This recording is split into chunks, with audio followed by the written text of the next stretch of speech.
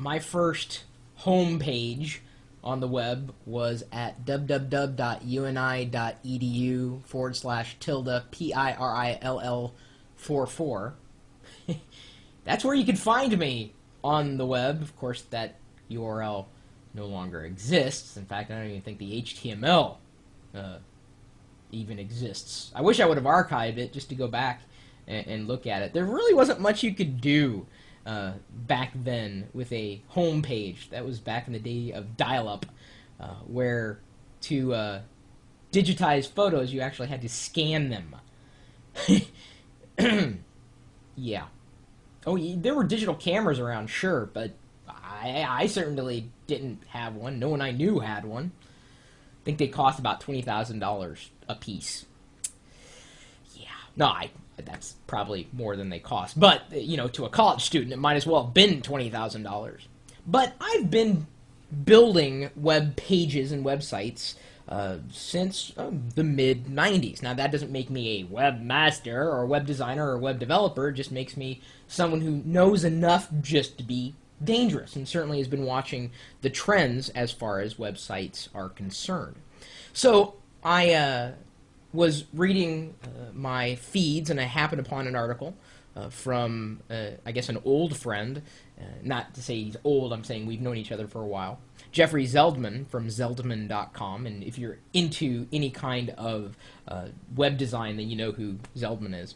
And he wrote a blog post on April 27th called The Vanishing Personal Site. And it starts out with this. Our personal sites, once our primary points of online presence, are becoming sock drawers for displaced first-person content. We are witnessing the disappearance of the all-in-one, carefully designed personal site containing professional information, links, and brief bursts of frequently updated content to which others respond via comments.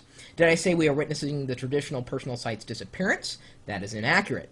We are the ones making our own sites disappear. And this is a change that I've been recognizing and have talked about it at some points in the past. When I mentioned that brand is becoming increasingly decentralized, this is what I'm speaking to. It's yet another reason that in my new WordPress theme, which is going to be free at some point in the near future, I have a social me page, which is essentially a link off to all my other social accounts on the web, but it's still found on my blog, on my personal space on the web, chris.pirillo.com. And that is more important to me, I think, than even to you, the people who follow me, because I want to archive what I'm doing and what people are saying and what's going on in the world around me. I want to be able to get that stuff out again, or at least share it potentially with somebody at some point in the future.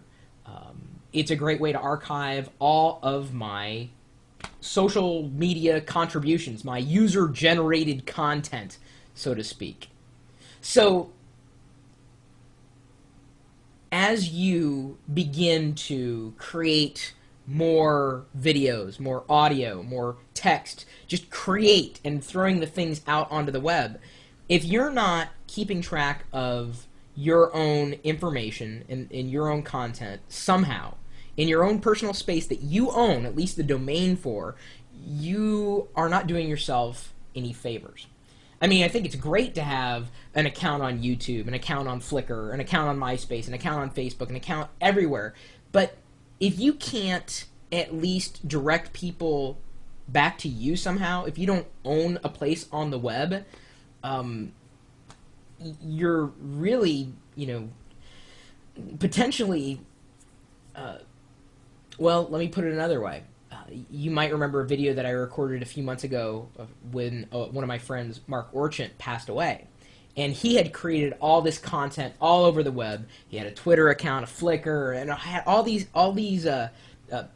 points of presence on the web, but he wasn't really organizing it or bringing it into one specific space. So how does his life get archived? How will it be archived? How will your life be organized? How can you take all these conversations that you're involved in and somehow tie them back to you, so that when people come to see your website, you don't necessarily have to make a new blog post because you're already posting videos on YouTube, or you're posting photos on Flickr or PhotoBucket or WebShots. You're already posting here, there, and everywhere. Twitter or Jaiku or Haiku. I'm still not sure how to pronounce that. Maybe you have a Tumblr account. Wherever.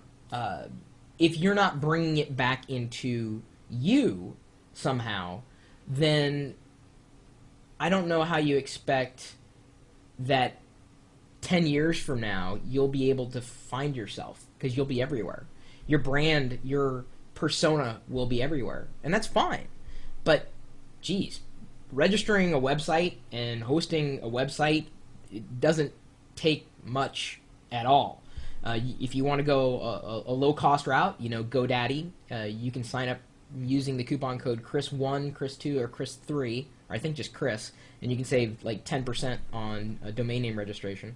Or the web host that I use, since I draw a lot of traffic to my websites, is at webair.com, and I have special links for you. If you just go over to my blog, at the bottom in the footer of the page, there's the link for it, and it should get you some special pricing right down there. It says WebAir web hosting.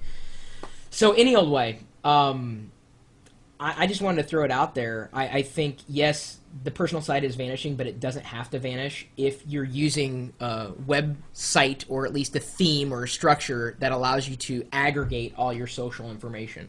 My Wicked Pixie WordPress theme, the one that's going to be released for free, will provide a starting point, at least with version 1.0. And that's just one of the reasons why I did it for myself, and I know I'm not the only one who's hit these frustrations with having all these accounts everywhere. How do you know where somebody is? Well, you know where their website is, right? You have your own website, right? Well, now you'll have some software for free, and a design and structure for free that will give you an aggregation point to keep your personal site alive.